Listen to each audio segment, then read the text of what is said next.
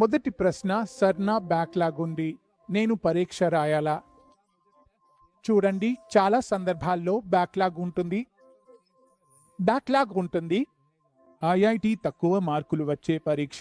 Backlog ఉంటే మనం పరీక్ష రాయాలా?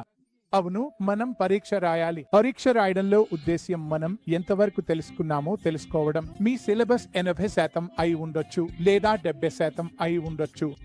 మీరు అదే సిలబస్ ను రివైజ్ చేసి మీకు తెలిసిన దాన్ని రాయండి. అప్పుడు మీరు తెలుసుకుంటారు, నేను ఒక 100% చేస్తే ఎంత బాగా చేయగలను అని. పైన నేను ఎలాంటి తప్పులు చేస్తున్నాను. పరీక్ష 3 గంటలు కూర్చునే సామర్థ్యం, ఆ పరీక్ష ఒత్తిడిని భరించే సామర్థ్యం అభివృద్ధి అవుతుంది. పరీక్షలో మనం మార్కులు మాత్రమే కాదు, ఇంకా చాలా విషయాలు నేర్చుకుంటాం. ఆ టెస్ట్ కు ముందు రాత్రి ఆ మానసిక స్థితి ఎలా ఉంటుందో, ఎలా నిద్రపోవాలి, ఎలా తినాలి, ఆందోళనను ఎలా తగ్గించుకోవాలి, పరీక్షలో ఎలా కూల్ గా ఉండాలి. ప్రాక్టీస్ తో నిద్ర, తినడం, ఆందోళన, పరీక్షలో కూల్ గా ఉండడం మెరుగవుతాయి. కాబట్టి టెస్ట్ ఇవ్వాలి.